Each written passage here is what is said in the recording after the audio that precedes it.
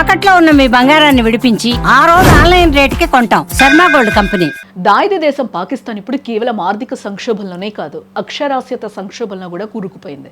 బాంబులు తుపాకులపై చూపే శ్రద్ధను పుస్తకాలపై చూపని ఆ దేశం ఇప్పుడు అక్షరాస్యతలో దక్షిణాసియాలోనే అట్టడుగు స్థానానికి పడిపోయింది. చదువుకోవాల్సిన వయసులోనే చేతికి తుపాకులిచ్చే సంస్కృతి పెరగడం వల్లే ఆ దేశం ఈ దుస్థితికి చేరిందా అనే అనుమానాలు కలుగుతున్నాయి. Free and fair election network విడుదల చేసిన తాజా గణాంకాలు పాక్ ముఖం మీద గట్టి దెబ్బ కొట్టాయి.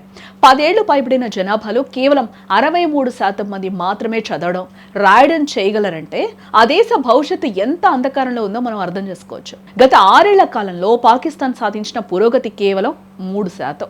2018లో 60%గా ఉన్న అక్షరాస్యత నేడు 63%కి మాత్రమే చేరింది. అంటే పాక్ పాలకులు దేశాన్ని అభివృద్ధి పథంలో కాకుండా వెనక్కి నడిపిస్తున్నారని స్పష్టమవుతోంది. పొరుగున ఉన్న భారత్ను గమనిస్తే అక్కడ అక్షరాస్యత రేటు దాదాపు 77% కంటే ఎక్కువే ఉంది. భారత్ అంతరిక్షంలో జెండా ఎగురవేస్తుంటే పాకిస్తాన్ మాత్రం అక్షరాల కోసం అల్లాడుతోంది. ఇక్కడ మరో దారుణమైన విషయం ఏంటో తెలుసా? స్త్రీ పురుషుల మధ్య ఉన్న విద్యా వ్యత్యాసం. పురుషుల్లో 73% అక్షరాస్యత ఉంటే మహిళల్లో అది కేవలం 54%. అంటే సగం మంది మహిళలకు కనీసం సంతకం చేయడం కూడా రాదన్నమాట. ముఖ్యంగా బలూచిస్తాన్ వంటి ప్రావిన్సుల్లో ఈ పరిస్థితి మరీ దారుణం. అక్కడ అక్షరాస్యత 49%కే పరిమితమైంది. పాకిస్తాన్కు విద్య కంటే ఉగ్రవాదం, యుద్ధ తంత్రాల మీద ఉన్న మక్కువ అందరికీ తెలిసిందే. తన బడ్జెట్లో సింహభాగం రక్షణ రంగానికి కేటాయించే ఆ దేశం విద్యను గాలికొదిలేసిందే.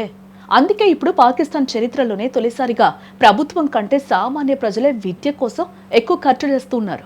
మొత్తం విద్యా వ్యయంలో కుటుంబాల వాటా 2.8 ట్రిలియన్ పాకిస్తానీ రూపాయలు కాగా ప్రభుత్వం కేవలం 2.23 ట్రిలియన్లు మాత్రమే ఖర్చు చేస్తోంది. అంటే ప్రభుత్వం తన బాధ్యత నుండి తప్పుకుంది. ప్రభుత్వ పాఠశాలలపై నమ్మకం పోయి సామాన్యుడు తన రక్తం కూడబెట్టిన సొమ్మును ప్రైవేటు విద్య కోసం ధారపోస్తున్నాడు.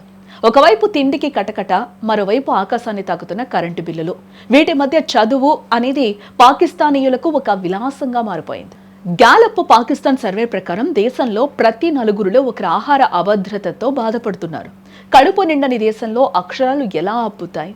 భారత్ తన విద్యా వ్యవస్థను బలోపేతం చేస్తూ డిజిటల్ విప్లవం వైపు దూసుకుపోతుంటే పాక్ మాత్రం పాతకాలపు పద్ధతుల్లో మతపరమైన విద్యాబోధనలకే పరిమితమై ఆధునిక విద్యను విస్మరించింది.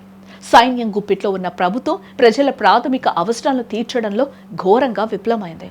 అక్షరాస్యతలో వెనకబడ్డం అంటే కేవలం చదువులో వెనకబడ్డం కాదు, ప్రపంచ మార్కెట్లో ఆ దేశ ఉనికిని కోల్పోవడమే.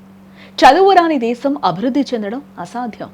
పాకిస్తాన్ ఇప్పటికైనా మేల్కొని ఉగ్రవాద మూలాలను పక్కన పెట్టి అక్షరాల వైపు దృష్టి సారించకపోతే ఆ దేశం మ్యాప్ నుంచి కనుమరుగయ్యే రోజులు దగ్గరలోనే ఉన్నాయి.